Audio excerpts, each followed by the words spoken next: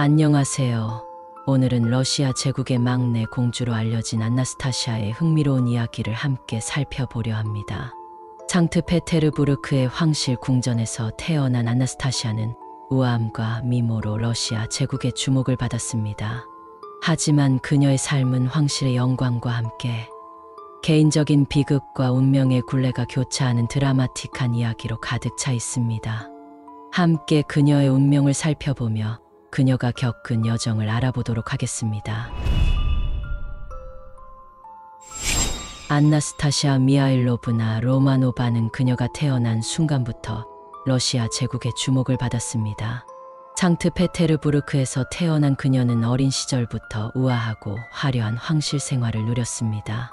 어린 나이에 미모와 우아함으로 황실 가문의 주목을 받았으며 그녀의 미모와 우아함은 러시아뿐만 아니라 유럽 전역에서도 유명했습니다.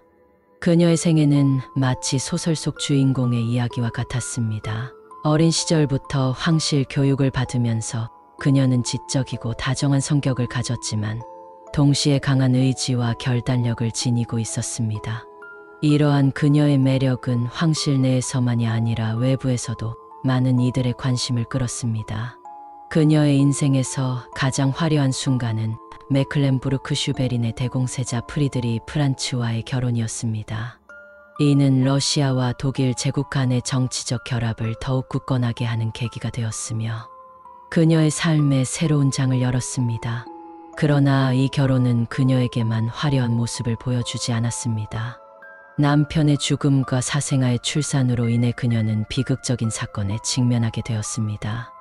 안나스타샤의 인생은 황실의 로맨스와 비극이 교차하는 드라마처럼 펼쳐졌습니다. 황실 생활의 화려함과 동시에 개인적인 비극을 겪으며 그녀는 항상 우아하고 단호한 모습을 유지했습니다. 이는 그녀가 로마노바 가문의 자부심이자 한편으로는 무거운 짐이 되었습니다.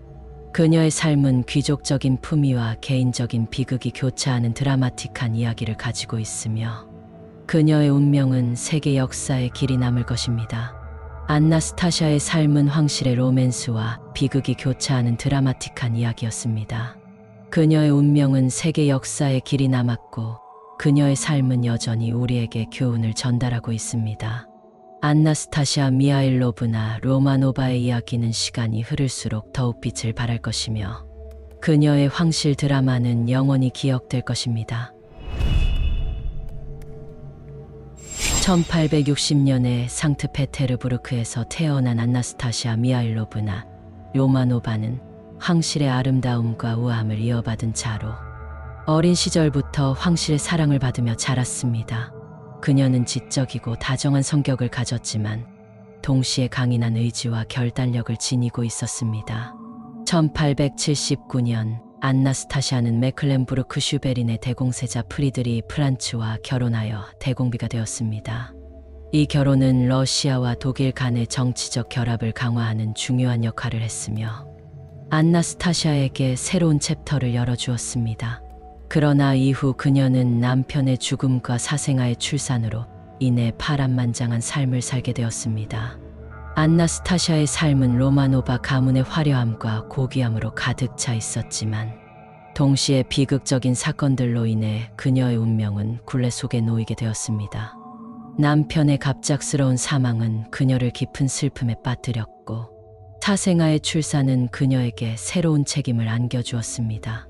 안나스타샤는 그녀의 생애 동안 다양한 시련에 직면했지만 항상 우아하고 단호한 모습을 유지했습니다. 이는 그녀가 로마노바 가문의 자부심이자 동시에 무거운 짐이 된 것입니다. 파란만장한 삶을 살며 안나스타샤는 황실의 로맨스와 비극이 교차하는 드라마를 연기해내며 그녀의 운명은 역사에 길이 남을 것입니다.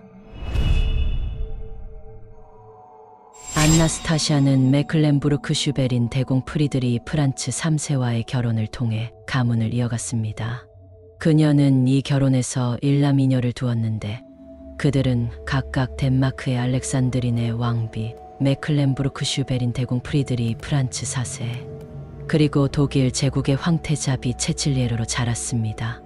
안나스타샤의 자녀들은 유럽 군주 가문과의 결혼을 통해 궁중 내외에서 중요한 역할을 맡게 되었습니다. 이들의 결혼은 정치적 연합과 국제 관계를 강화하는 데 중요한 역할을 했습니다. 그러나 이들의 삶은 안나스타샤의 것과 마찬가지로 비극적인 요소도 포함하고 있었습니다. 알렉산드린의 왕비와 프리드리 프란츠 4세는 그들의 부모와 마찬가지로 귀족적인 삶을 살았지만 또한 궁중 내에서의 정치적 압박과 가문의 기대에 직면해야 했습니다. 체칠리에로 황태자비 역시 독일 제국의 궁중에서의 삶은 그의 어머니와 함께 많은 도전과 시련을 겪게 되었습니다.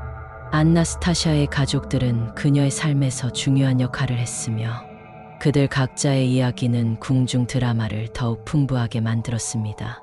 그들의 삶과 운명은 안나스타샤의 것과 뒤섞여 있었으며 함께 펼쳐진 궁중의 드라마는 역사 속에서 빛을 발할 것입니다.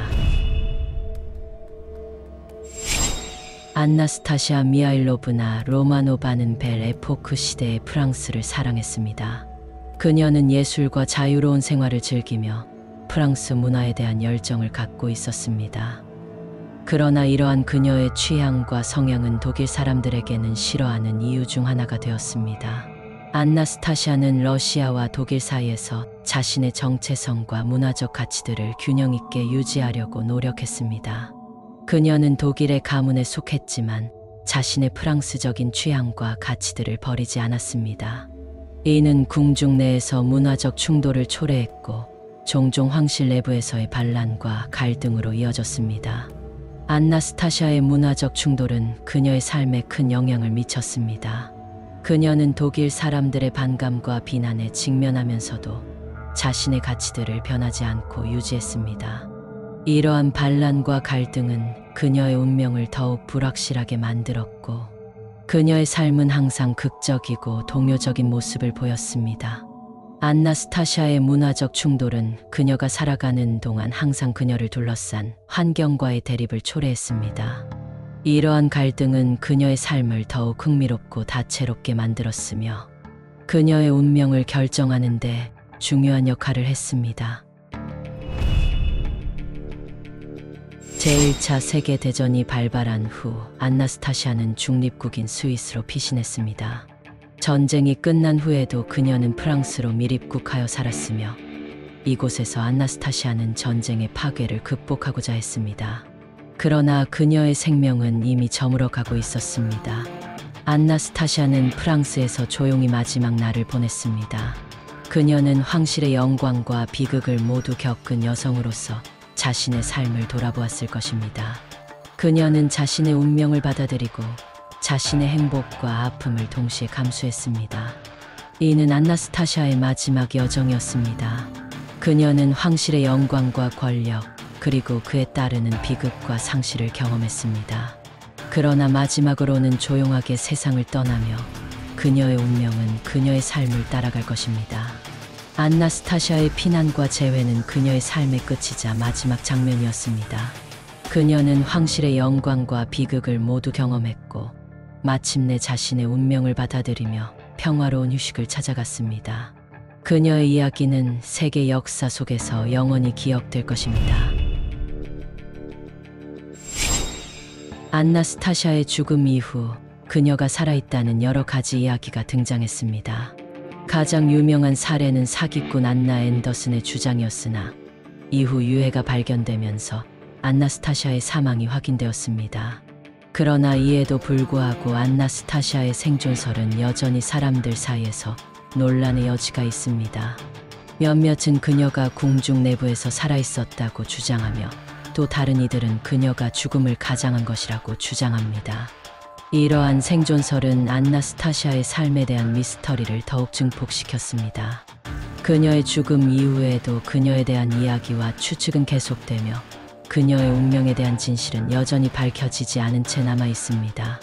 안나스타샤의 생존설은 그녀의 이야기가 세계 역사에 남을 때까지 계속될 것입니다. 그녀의 삶과 죽음에 대한 미스터리는 사람들의 상상력과 호기심을 자극하며 그녀의 이야기는 오랫동안 기억될 것입니다.